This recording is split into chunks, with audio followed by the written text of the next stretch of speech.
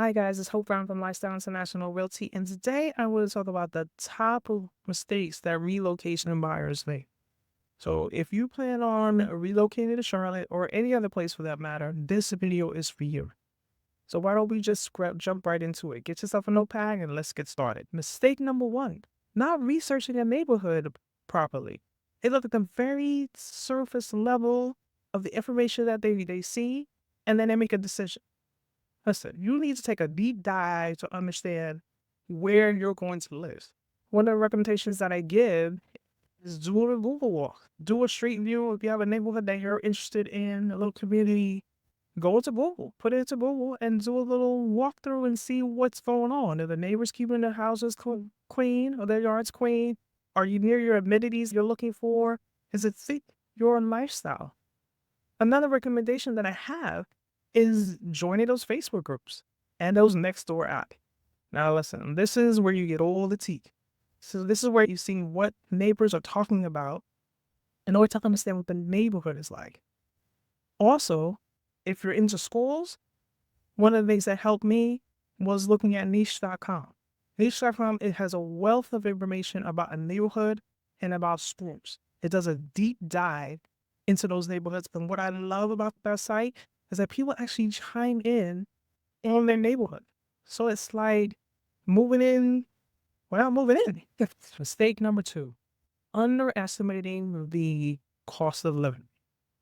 Before you move in, you need to make an estimate of what your mortgage is going to be, what your property taxes are going to be, what your HOA fees if you decide to move into a community. Those fees are important every month. I would even take it a step further. Create for yourself a detailed budget checklist. I want you to include if you need daycare services. I want you to put down how much you're spending for lunch and dinner every night. I need you to put into that checklist everything you spend on a monthly basis. It's a budget. I'd rather you put everything in and overestimate than underestimate. You just never know what's going to happen, and you want to make sure that you can accommodate for everything. I'm originally from New York, so when you look at the house prices of down south compared to up north, the house prices are amazing. Like you're like, oh my gosh, I can get double the size of my home if I just move down south. Before you do that, research what your job opportunities are going to be.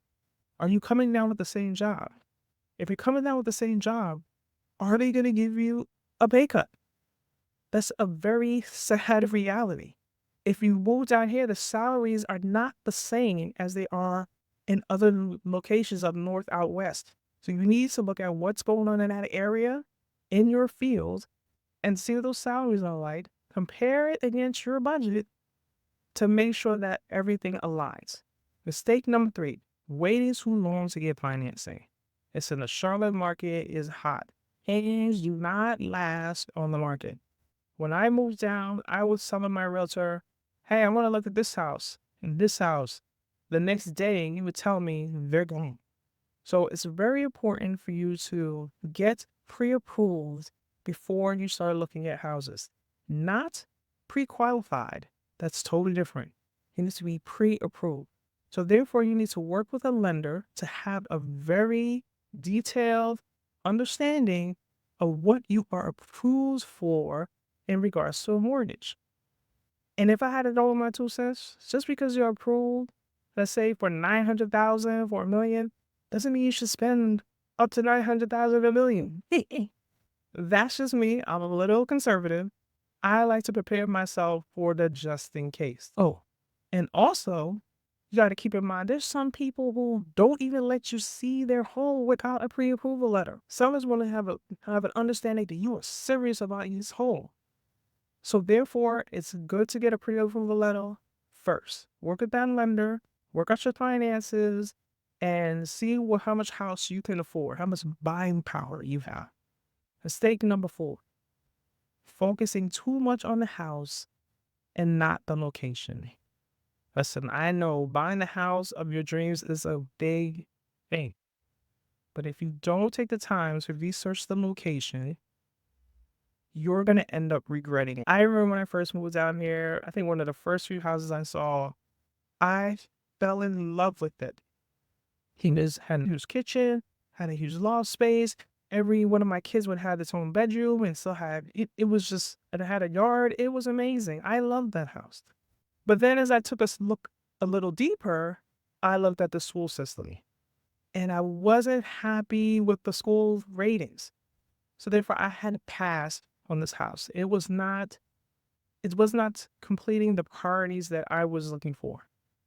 So it's very important that it's not just the house.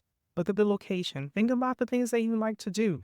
How close you like to be to supermarkets and stores, the gym. It is very important because when you're in that house and you are in a neighborhood that you can't stand, it's going to feel like the worst mistake ever. Step number 5, not planning for the future. You want to make sure that you have a house that's pretty flexible to accommodate anything that you may think about in the future. For example, do you plan on having a family? Do you plan on having an elderly parent move into your home? You want to make sure you have a spare bedroom. You want to make sure you have a home office. If you plan on working remotely, both of these things you need to take into account. Do you need a yard? Do you plan on getting a dog? Right? You may not have a dog at the moment, but if you're thinking about getting a dog, get the yard.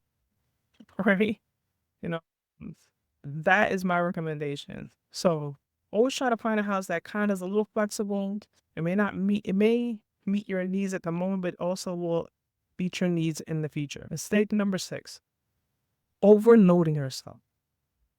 Do not take on all the burden of trying to find a house yourself. It's a lot to do, especially if you have a family, you have a career, and you're also taking care of the logistics of moving. It's a lot. Do not be afraid to ask for help. And who should you be asking for help? Your realtor. Your realtor will be able to walk you through the process, guide you through the steps to make everything as seamless as possible. When you buy a home, you want to have a team on your side of people that are working on your behalf. Your realtor, your lender, inspectors, appraisers, we got it all. But you don't have to do it by yourself because even with adding moving, the details of moving, that is not easy. Packing up your whole house and then trying to coordinate it moving all to a whole new city, a whole new location. Leverage me to do the heavy lifting for you. I've been down this road, so I know what is entailed to move. Relocating is a journey, and it comes with its list of challenges. It's also part of a new exciting chapter. But avoiding these common mistakes, you'll set yourself up for a smooth, successful move to Charlotte or wherever you decide to take your adventure. Listen, don't stop here. Take a look at my other videos that I have for relocation buyers. Top 5 neighborhoods for relocation buyers. Top 3 neighborhoods that will appreciate in 2025. And just dive in and get this wealth of information. And if you have any questions or concerns, feel free to call me at 917-756-9027. I'll even leave my contact information below. My DM, my Facebook Messenger, all that stuff. Also, what's very important is setting up a consultation. Let's have a chat.